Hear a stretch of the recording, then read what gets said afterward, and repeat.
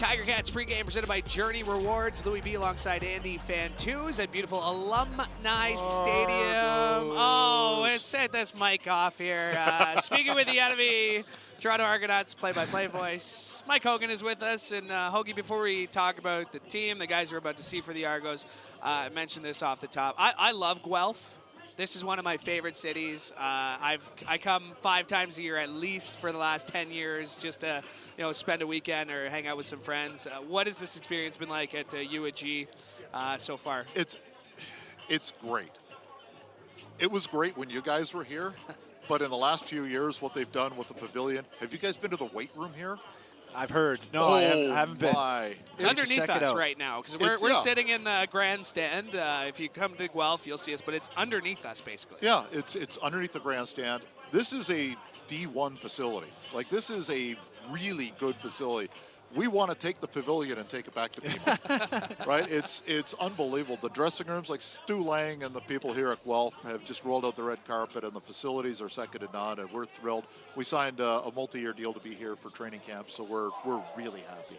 Yeah, that's great. It's good. They can probably get a lot of top recruits when they come and check out these facilities, just to sign right on the spot and really improve the program year after year. Kevin McNeil was the head coach here. He's at Western now, your alma mater, and big Alabama fan, right? So he goes down to Alabama because he wanted to check out the facilities, and he comes back and said, "What are the facilities like?" And he looked kind of sheepish. He said, "Ours are almost as good as Alabama." Yeah. So, yeah, this is an amazing facility. Players I've been talking to have loved it, but camp's over after this game, and there's going to be some difficult decisions to make. Who are you watching on the Argos side to make an impact here tonight? It's interesting because there are guys that you expect to start, and they're all being pushed. And the funny thing is, if you go back 4 years ago with the Argos, this would be a really good weekend for the Argos because there would be cuts made tomorrow, and the Argos could go, okay, let's bring that guy in, let's bring that guy in. Now it's the other way, where we made first-round cuts last week, and 3 of them were gone within like a day. So there are going to be some really good players who are going to be looking for work tomorrow, and there are going to be some teams that are going to start poaching. I think every team is in that position, but it just shows how this team has improved over the last 3 or 4 years. The Argos certainly have probably the biggest collection of savvy vets, I would say, in the league. And has the coaching staff been able to kind of gel them all together? You got a lot of new guys who are studs in this league. A couple coming from the Ticats, obviously a big one from the Blue Bombers. How has the dynamic been with all the new additions? Nobody is forcing leadership.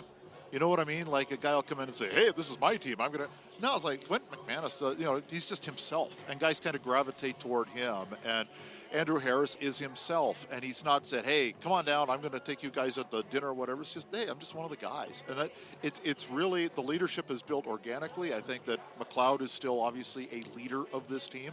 Enoch Mwamba is obviously a leader of this team. But there are guys who kind of have their... Within the dynamic of the locker room, there are guys who just kind of be themselves and people gravitate to. And I think a couple of guys that I mentioned really have fit in, and they're not trying.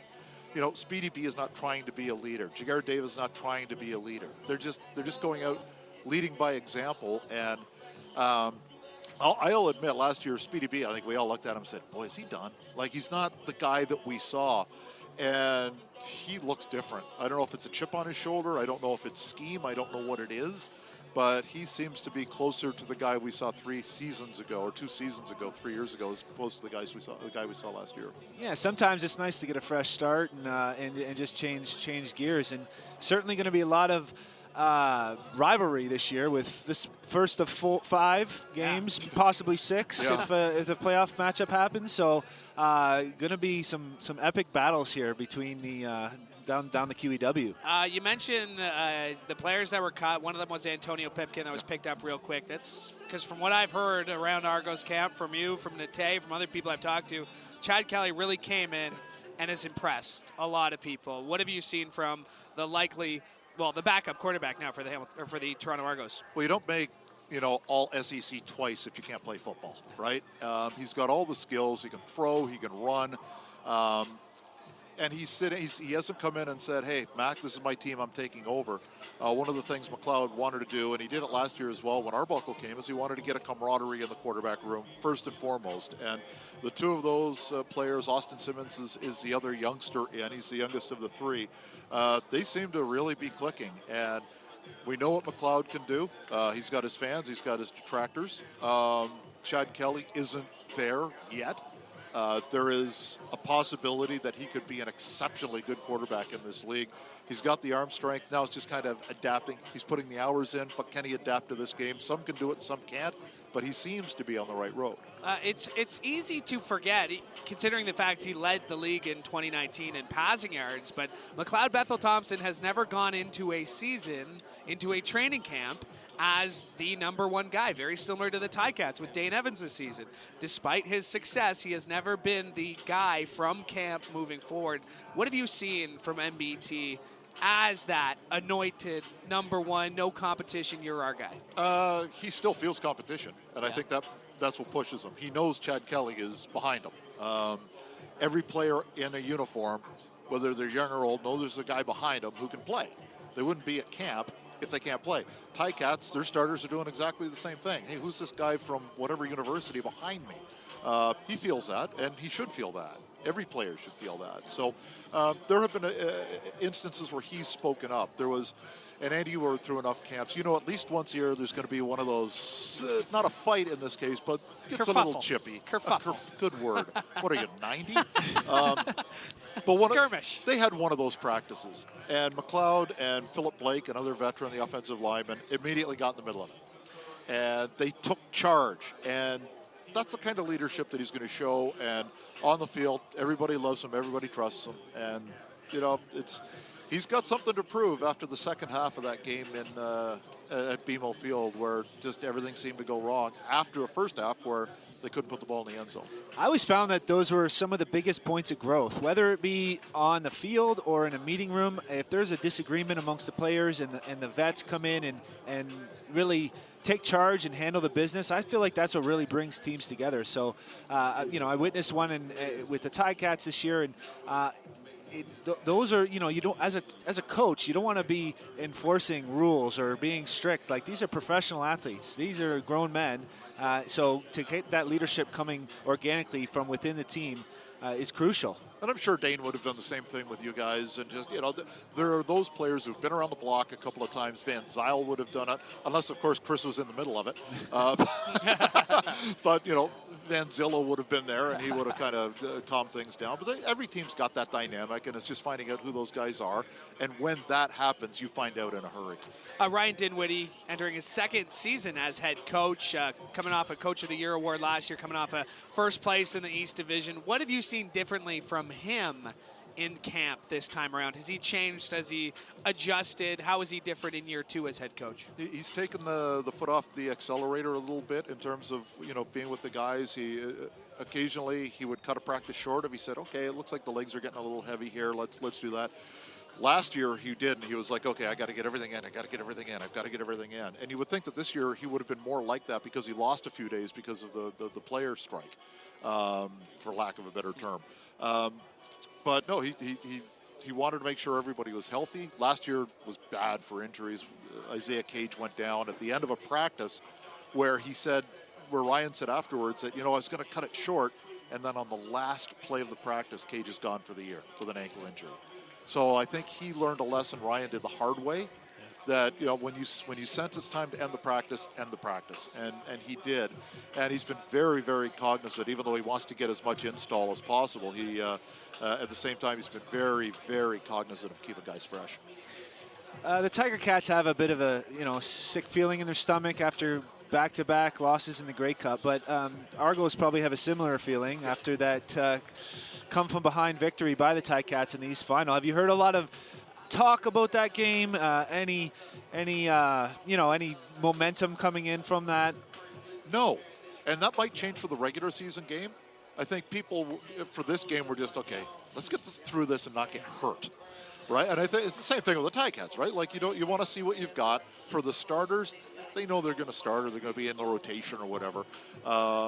they just want to get to the regular season and go home and sleep in a more comfortable bed and do all of the stuff that you want to do at the end of camp. So I don't feel it yet. You know, if there's a cheap shot tonight, maybe it ramps it up in a hurry. And there are so many guys like Andrew Harris who's coming in. This is new to him. He doesn't know this rivalry yet. None of the Americans know this rivalry. They don't know where Hamilton is. Your guys kind of know where Toronto is, but they haven't been there yet. They don't know the rivalry. Maybe if somebody punches somebody in the mouth in the second quarter, yeah. all of a sudden we got something. Yeah. As we're joined by Mike Hogan, we're speaking with the enemy. We're still about 20, 25 minutes away from kickoff at Alumni Stadium at beautiful University of Guelph. Is it Grey Cup or bust? Is it get to the Grey Cup or bust for the Argos this season, considering the way last year went, considering you add a couple of key pieces like you did with JG and Speedy? Like, is it Grey Cup or bust for this team? At this time, for every team, it better be. I think the Argos can realistically say, yeah, we should be better defensively, especially than we were a year ago. We needed that downhill runner, that downhill presence. We've got it now. Going to an extra American on the offensive line will probably help. They've done the things necessary to finally get past the Ticats in the East, and then you know what it's like in the Grey Cup. Roll the dice and see what you got.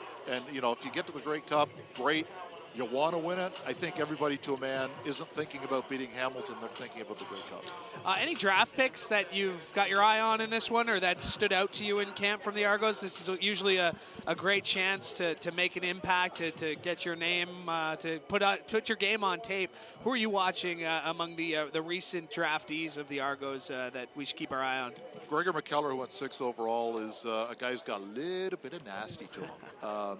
It was funny. He in the first play last year, he went up against. Oh no, I'm having a brain cramp. He used to play D line for us. Cleon Lang. He went up against Cleon, and it didn't go well.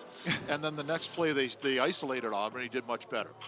So it was a learning curve for him. I just want to see if he's got a little bit more in him, and I want to see if he's got some of the swagger we saw on video. He put it this way, Andy, when they were playing Western last year in the game that was 1,000-0, in the fourth quarter, he was still out there knocking guys down. The second-round pick, Deontay Knight, is injured right now. It was feared it was going to be season-ending. It's not, thankfully, so you got a bit of a break. And then Dan Adebaboye is a running back who there's a potential to make the running back a Canadian position. He went 15th overall. He is smooth. You know, you get those guys who come into camp and it looks like they're kind of nervous. He just flows. So you'll see him tonight, and you'll see what I mean in terms of running style. He does not look like a rookie. Normally, when I have you on this show, when I have you on pregame, I like to ask the Argos will win this game if. I think we're all in the same boat. We just want to see everybody come out of this game healthy. Yes. You know, the score will someone will have bragging rights at this table, but modify the question a little bit. The Argos will win the East if. Finish that sentence for me. They stay healthy. Yeah. So the talent's there. Yeah, I think the talent is there. And I think if they stay healthy, I think the coaching is there. You know, Corey Mace has done a great job. The defense just loves them. Yeah, I think that there are no holes right now in this roster. Well, if they're better than Hamilton, I don't know. We'll find out when they play. But if this team can stay healthy, I'm confident that they can win the East.